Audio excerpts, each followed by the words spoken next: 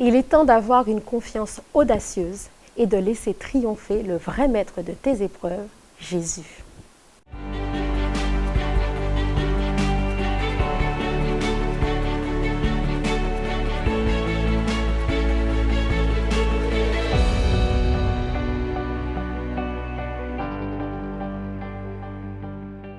Bonjour, commençons par un petit quiz.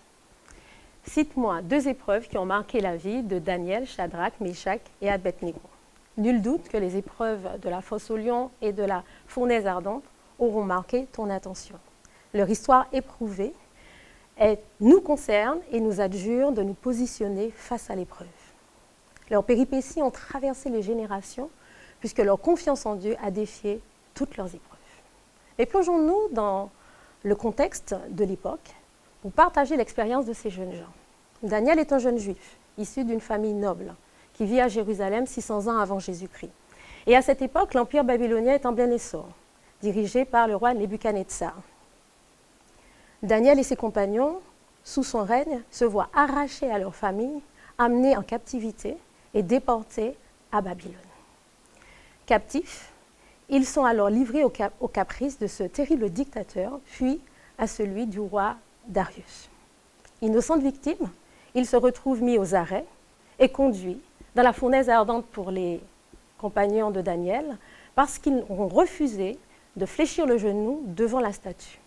Et Daniel dans la fosse au lion parce qu'il n'a pas suivi l'injonction de ne pas invoquer le Dieu d'Israël.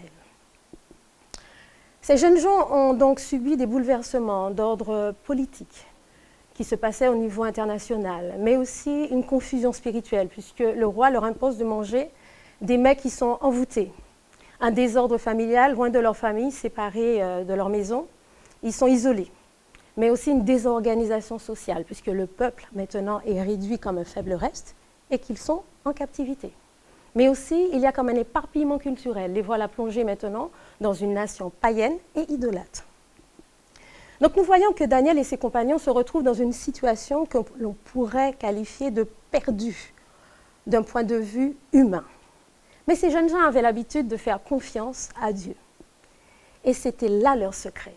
Leur confiance à Dieu a défié toutes leurs épreuves, au point qu'ils ont fait cette déclaration dans Daniel 3, le verset 17 et 18, à savoir « Voici, notre Dieu que nous servons peut nous délivrer de la fournaise ardente, et il nous délivrera de ta main, ô roi, sinon sache, ô roi, que nous ne servirons pas tes dieux et que nous n'adorerons pas la statue d'or que tu as élevée. » Et cette déclaration a été lancée au fond de l'oppresseur.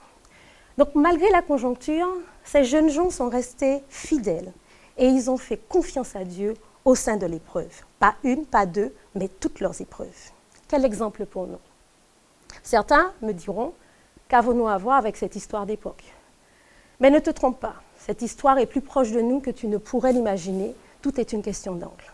Mais revenons à notre époque actuelle, puisque actuellement, certains de nos frères et de nos sœurs vivent des histoires analogues à celles de ces jeunes gens, à savoir jetés en prison dans des pays dictatoriaux à cause de leur foi, Cuba, la Chine et certains pays islamistes. Mais toi qui nous suis en ce matin, ne vis-tu pas une situation, ta vie est elle-même menacée, celle de ton conjoint, de ton mari, de tes enfants, de ta famille ou même de ta génération? La fournaise ardente pourrait être quoi? Tout simplement une maladie incurable pour laquelle le pronostic vital est déjà engagé, le compte à rebours a déjà démarré. Mais ce peut être aussi la situation qu'ont vécue certains de nos compatriotes ces derniers temps avec les intempéries, où ils voient s'écrouler tout le bâti de toute une vie d'années de labeur et de sacrifice. Mais là encore, mets ta confiance en Dieu. Ce peut être aussi une situation où, semblable à une fosse, tu as un époux qui est violent et qui te menace de te tuer, toi et tes enfants, si tu le quittes ou si tu en parles. Mais tu peux être aussi dans une situation d'angoisse pour toi et les siens et les tiens, parce que tu te demandes si tu vas échapper aux statistiques de la Covid-21. Mon message en ce matin, place ta confiance en Dieu. Certains d'entre nous, la situation est plus subtile. Tu vis une vie fragile et cette fragilité, elle est palpable. Tu finis tout juste tes fins de mois. Le moindre événement qui pourrait perturber te ferait chavirer, Tu vis comme au fil du rasoir. Mais c'est le moment maintenant pour toi de placer ta confiance dans le Dieu de Daniel, Shadrach, Meshach et Abednego afin de défier toutes tes épreuves. Dans l'épreuve, il y a ce moment, cette incertitude, cette indétermination où justement, au cours duquel les forces qui sont en présence se révèlent. Et à ce moment précis, où tu peux être enclin à vouloir fuir, à te dérober ou à te décourager, place ta confiance en Dieu. Dans la fosse comme dans la fournaise, Daniel et ses compagnons auraient pu renier Dieu, secouer le joug de la tradition du Dieu d'Israël, ou tout simplement renoncer à la foi de leur père sous prétexte que, dans l'épreuve, celle-ci ne sert à rien. Mais loin de là, ils ne s'y sont pas soustraits, mais au contraire, ils se sont positionnés et ils ont affirmé leur foi et ils ont affronté l'adversité. Peut-être es-tu parvenu, toi, dans ta vie chrétienne, à ce point crucial, culminant, où tu te retrouves face à un choix, celui de pouvoir accepter ou renoncer au mets que te propose le prince de ce monde pour réussir, de faire des alliances, pour accéder à un poste, de fléchir les genoux devant le Dieu de ce monde, ou tout simplement de renoncer à ta foi.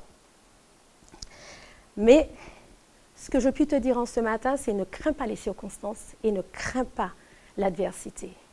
Que ça soit l'opprobre, que ça soit la calomnie, que ça soit la mise au rebut, que ça soit la souffrance, mais place ta confiance en Dieu.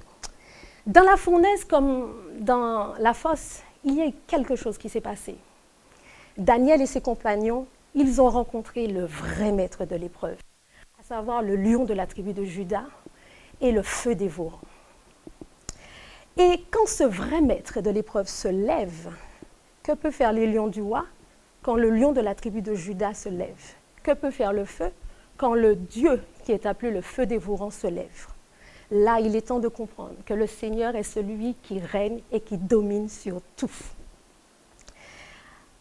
Alors, Daniel et ses amis, en fait, ont pu triompher de toutes leurs adversités en plaçant leur confiance sur le vrai maître de leurs épreuves. Comprends qu'il te faut faire confiance à Dieu pour le voir dans ton épreuve. Dans ton épreuve, auras-tu besoin de mari par rapport au célibat, d'un médecin céleste par rapport à la maladie, ou d'un juge pour pouvoir briser des décrets sataniques, ou d'un avocat pour défendre ta cause, que sais-je? Pour terminer, la question personnelle qui t'est posée maintenant, acceptes-tu de faire confiance à Dieu et à son Fils Jésus pour que le vrai maître de tes épreuves puisse se révéler pour ta victoire? Jésus est le vrai maître de toutes tes épreuves. C'est le temps d'avoir une foi audacieuse, une confiance audacieuse, afin de laisser triompher le vrai maître de tes épreuves, Jésus.